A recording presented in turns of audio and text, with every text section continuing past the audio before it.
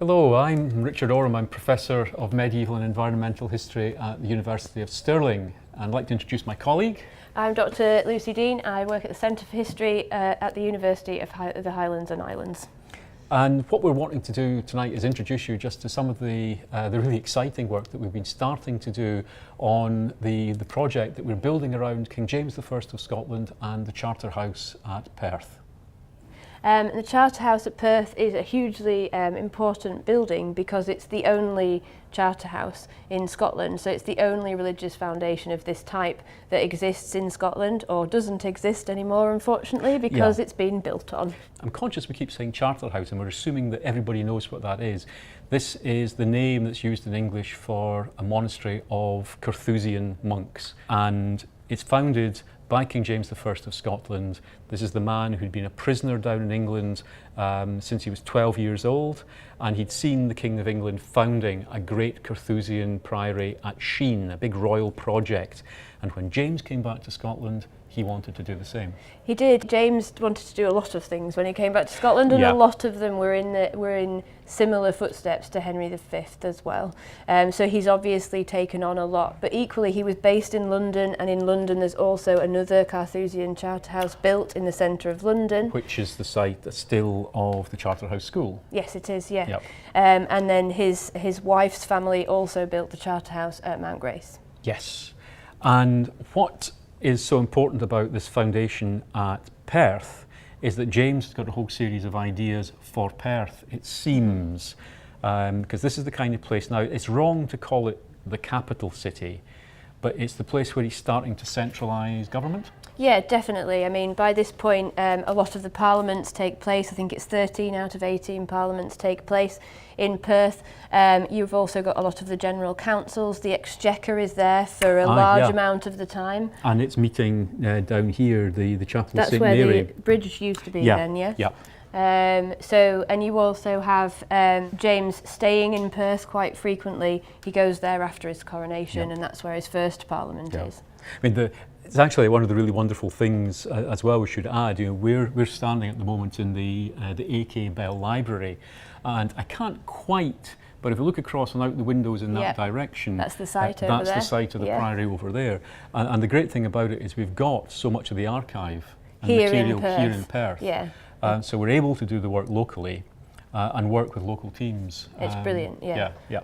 And Culture Perth and Kinross that run the museum and the archive and the library, they are one of the major supporters that we've got. Along with Perth and Kinross Heritage Perth and Trust. Kinross Heritage Trust, there isn't a window in that direction, but if I were able to look through there, they're just on the other side of the building there. And it's just serendipity, everything's actually come together really nicely on the one site. Yeah. I thought it would actually be quite good if we look at some of the maps, get a sense of the context of the site, and I've also got to fill you in on some of the work I've just been doing down in Yorkshire. Oh, brilliant. Well, I thought if we were going to get a reasonable sense of the physical layout of the Charterhouse here, we'd better actually go and look and get a sense from one of the existing ones. And if you go down to Mount Grace in North Yorkshire, that's the best preserved of the Carthusian priories in Britain. Yeah, of course, and so there, what I was doing was, thinking, right, this is a place, it's founded 1394, so it's a generation before, but it's founded by somebody who's on the fringes of the royal family. So in England, that's going to be somebody that's very, very high status. And related to Joan. And related to Joan, and very importantly, somebody who's going to have access to the kinds of resource, the same sort of resource that James was going to be able to put in here. And what it showed up is that the kind of physical extent that we're looking at fits very, very neatly into a very suggestive outline on the current street plan of Perth. Brilliant. And what we've been doing is looking at the map sequence, doing a bit of map regression, and regularly right through from some of the earliest maps in the 1770s. We'll need to go back and look at some of the older ones that exist, William Roy's survey, for example. But you get this sort of shield shape here, and this comes right through. If you look at this modern air photograph, you see the same shape is still there in the street plan. Of course, partly laid out in the early 19th century down here in townhouses, but you've still got this area up here surviving with exactly the same street line as you've got there. Yeah, yeah. And it's the very suggestively named Pomerium area. Yes, which So we it's found a lot of evidence so about. Pomerium, the orchard, so it gives us a sense of what might be a part of the monastic precinct. So when you take that, look at what you've got at Mount Grace. You have this block of land. We don't know quite how far it extends back in this direction. That's where we need to do a little bit more research. About what they were given. Yeah, yeah. And get a sense of the depth to which the actual priory precinct went. But even if we were, say, down to about there, from there. It's almost the size of Perth. Yeah, that's approximately the area yeah. that Mount Grace incorporates. You've got two huge courtyards, one the cloister, and round the cloister are the houses individual in which they cells. lived. Yeah. So one for each member, and each one also had its own private garden. Okay, yeah. With its own private latrine, everything, private water supply being delivered to it. Individual water supply. Private water supply is interesting, surely. That's one of the things that's actually got me quite excited here, really, because it will help us to physically locate things a bit better. Yeah. Because of the way in which this site actually, it doesn't really show up on the plan or on the air photograph, but it's falling ground. Right, okay, so it's falling away. Falling away, so you've got the gravity. For water to come down absolutely. it. Yeah. So what you'd have, if you take the Mount Grace example, where the King James Hospital is here, right, that's probably in the area that the gatehouse and the guest accommodation which was makes located. sense because it's closest to the town and leads into the town. Because that's the noisy end. Yeah. And the monks would want to be as far away from that as possible. At the quiet end, yeah. And at Mount Grace, the church and the key buildings, the chapter house and things like that are in a block across the centre. The great thing is, if we look at the perimeter and work out the general locations and scales, it will give us a sense of where the key buildings in the complex are likely to be. Yeah. And so for our partners in Perth and Kinross Heritage Trust, that's great because they need to know where's the most likely places to scan because scanning's expensive and they can't do that entire space. And the other thing, of course, you've got so much parts building of that on that's built up. Yeah. So we are going to be looking at small targeted areas. And particularly sort of things like the big tower blocks and things, they're going to have deep foundations, aren't they? So it's going to have caused a lot of problems. The redevelopment of this bit in the 1960s rather, that's going to have obliterated most of what was there. But that's the Pomerium. That's the orchard, so there wouldn't have been much it's there not anyway. going to have much of the main buildings. Whereas it's going to have been in this section here, isn't it, with the buildings? So there's large garden blocks, there's pieces of open ground. There's also around the old church here, it's now the auction rooms, for example, places like that that you can actually start to focus in. It's interesting because New Row and South Street, when I've been looking at the National Records, seem to be two places that they're owning quite a lot of property, collecting quite a lot of rents from those two areas, so it does situate it around that area as well. Yeah, and it's a nice big block, and we know, for example, that they're given the lands of St Leonard's Nunnery, and of course they're immediately adjacent as well. So the main priory complex is here in that block. And this area here extending up, the St Leonard's Bridge. St Leonard's Bank and round and over the railway bridge. So partly at the railway site there. Mark Hall was saying that they thought that it was probably, unfortunately, under the railway. Under the railway, yeah. The other thing that I saw very, very clearly when I was at Mount Grace is the whole place is absolutely covered in water courses. What I was saying about each one of the cells having its own flushing latrine, having its own drinking water supply. So they're going to have pipes. So they need to have a piped source, and that's something I think we'll come back to in a minute or two, because you found some interesting stuff in the documents, as I know. But I think one of the other things that really got me at Mount Grace, the church survives phenomenally well. It does, yes, I visited it in my youth. We always had this question mark over where is the royal tomb likely to have been. Yeah, because there isn't a description of There isn't a description. At Mount Grace, Thomas Beaufort, who's the second founder of the monastery, it was originally Thomas Holland, then it's Thomas Beaufort, he's buried in 1424. The base of the tomb survives, and it's right in the middle of the choir. Right, okay. You've got the choir stalls on either side. Yeah. Then there's a clear space, steps up to the high altar. And he's right there. So he's right in the business area. Which would where James would always have chosen. Yeah, because you're getting all the benefit of the masses and prayers, the monks say their services. Around it. And we always had this thing that there wouldn't be enough space. But there is plenty of circulation room there. Even in a small church? Even in a small church. Right, okay. So you've got the space for a large, and it's a table tomb. I mean, and it probably has James and Joan in it as well. Yeah, so, but it's only the base that survives. But even that's enough to give you a sense of the dimension. So you're looking at something, it's broader than this desktop. Right, okay. And significantly length. And enough room for effigies and everything, and then there's about so much space on either side of it. We know it was also surrounded by iron railings, so they were clearly trying to protect it from things being knocked off it and that sort of thing. That's in the Exchequer Rolls. But again, it just brings home that fact that the king is trying to build for himself a mausoleum church, and so he's right in the middle. He's right in the middle of it. Absolutely in the middle of that. That ties in with the London Charterhouse as well, because he was building a mausoleum as well, and James probably went to that church. Now, I've been waddling on about the watercourses, and you found some stuff that helps us with this. Yeah, there's various letters and documents that reference water and the supply of water to the Charterhouse. The first one is actually this one, which is, this is a copy in a Robert Scott Fitter's notebook, but the original is in the National Records. And it's a letter to James III, sorry, the King's letter to the Burgesses, complaining because the Carthusians have complained to him about the breaking of a water conduit.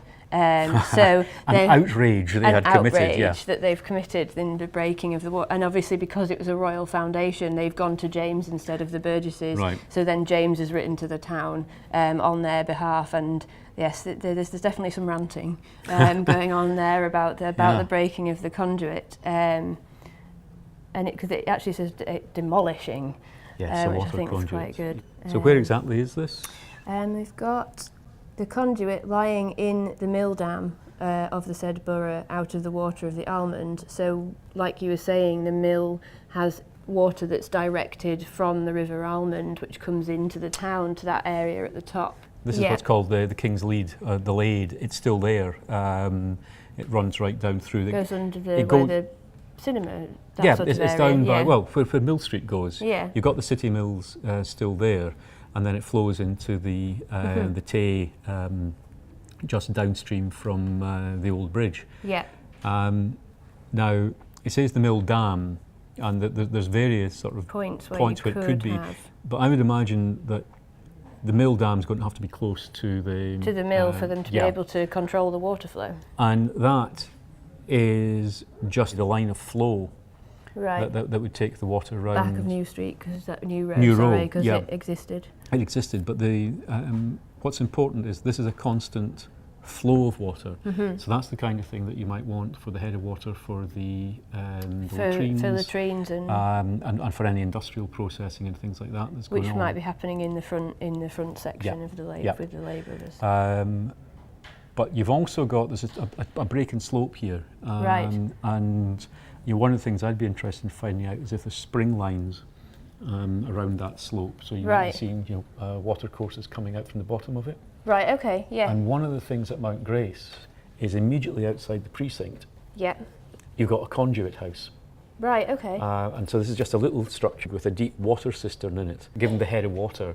But it's also a place where the water can settle and clarify. So that it's coming through and clearer. That's the water that you'd probably be using for drinking. The different water courses supplying different types of water for different purposes. So there might be more than one break-off, or it's just all... Or it might be water coming from completely different places. Right. You might have springs and wells and things supplying water for drinking purposes, and the Lade providing the bulk, the big supply that they need for the drains and, things like that.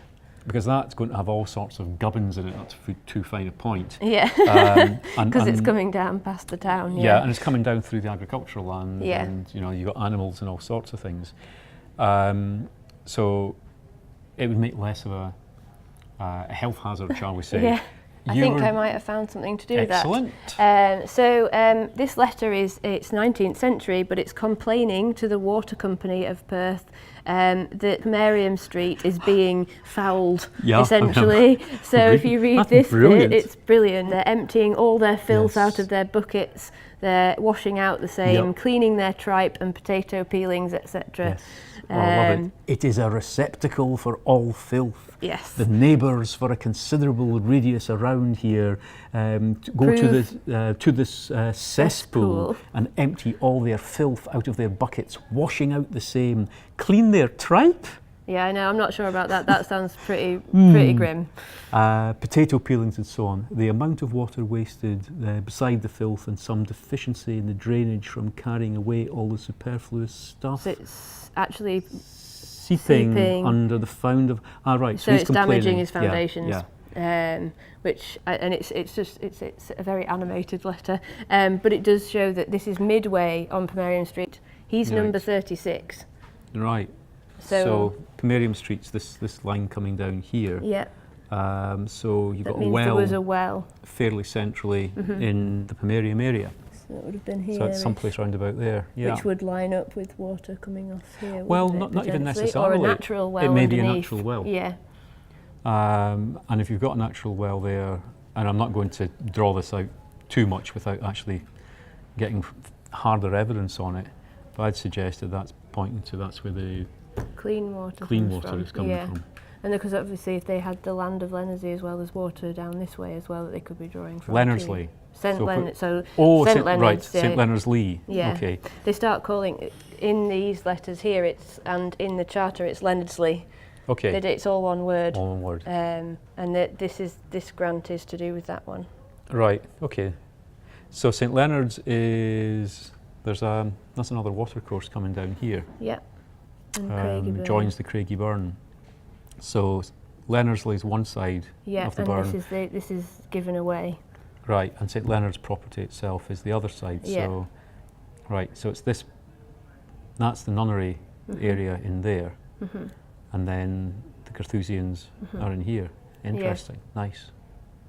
Because this is one of the grants, and this is the grant from charter by Adam Foreman, the prior of the Charterhouse. It's in Latin, unfortunately, and in very tiny writing, so it would take some time to decipher. But it's granting land to George MacGregor, and it's to do with Leonardslee. So it's to do with that section, which this is pre-Reformation as well that they're granting this. So this is the 1550s? Yes, it's Mary's reign, but before she comes back, mid-1550s. Okay, so it's really also before the Reformation has kicked off big time. Yes, it is, Yeah. So, and it's a very, very nice set of seals that you've got here. It is, here. yeah. There's two personal seals, and what I can only presume is a Charterhouse seal. It's not the James and Joan Charterhouse seal that I've located in the National Records, but it is a very simplified form of a church. It's quite, I would have guessed, quite an old-fashioned style of seal, actually. It's a very archaic style. I mean, that's the kind of thing that you'd expect to see on a 12th century, 11th, 12th century seal. It's a stylised representation of a church. However, interestingly, the text around the outside is in English. It's "Blessed are the merciful." I mean, it's unusual because, well, you've seen a James and Joan praying image, and that's an oval one as well. Yeah, and I've seen an oval seal, which is one of the chapter seals. Okay. Which is just a standing figure of a quite monk. Quite a standard. So clearly, one, I mean, there's a full set of different types of seal, and for different purposes. Yeah. And this is and it is Adam Foreman, prior of the Charterhouse. So perhaps this is to do with him personally rather than. Right. You'd expect to see a person. A figure of a cleric with a crozier or something like that on it. I would have thought. I mean, that's going to be an interesting little project in its own right, getting all the seals. Definitely, finding out what And this is going to give us a lot to go on. This is the sort of the basis of evidence that we need to be identifying the site. And also the National Records have the hospital records that I've been looking at, and in those there's also identifying of streets, and think I might have found one that has some suggestion of latitude and longitude, which would be amazing. I've got to decipher that one yet. Right. But these are there's original lands granted and lands being granted through the 1440s as well, which suggests that it's a growing site rather than that it may not have all happened all at once. Well, that's interesting in its own right. I think, though, for the people at Perth and Ross Heritage Trust, you know, as soon as we can actually start to say with confidence that this is where we think the outer precinct boundary is going to be, and one of the things that will be really neat to do is actually take the plan of Mount Grace and lie it over the top and put it down over it. And David and Gavin from PKHT, they're actually planning to go down and walk over the site, do a walk around, start to identify, you know, where they might not be the best in terms of finding any of the buildings, but where the best open areas are. Right, so they can figure out whether it would be possible to scan. And that's going to be a start. The other things I think I should just mention in passing is, if this is down towards the gatehouse area, that's the only gatehouse. There is only one entrance. There's only one entrance. There's only one entrance at all of them, isn't there? And that in itself, opening out, right, it might be opening towards New Row, or it might be opening towards the extension of the Southport Street. So, you know, it could be... It could be round here, or it could be on here. There's a possibility that part of the church may be covered. You know, we had a quick look at this with David a few days ago, before we actually really had the plans and the maps to look at in detail. And there is a part of the church that, or rather, there is a part of the site where I think the church might be that is open. Ooh, that'd be exciting. Unfortunately, it's the west end, not the east end. So it's not the choir. It's not the choir. No. But who knows? We miracles might happen. Miracles might happen. But it's starting to come together. We're now starting to get definitely. There's definitely a bigger picture coming together, and hopefully when I can translate some of the documents from NRS, we'll have a better idea of what it was they were given. Excellent. Okay, well that's we now have our jobs for the next one. Yeah, that'll be good, won't it?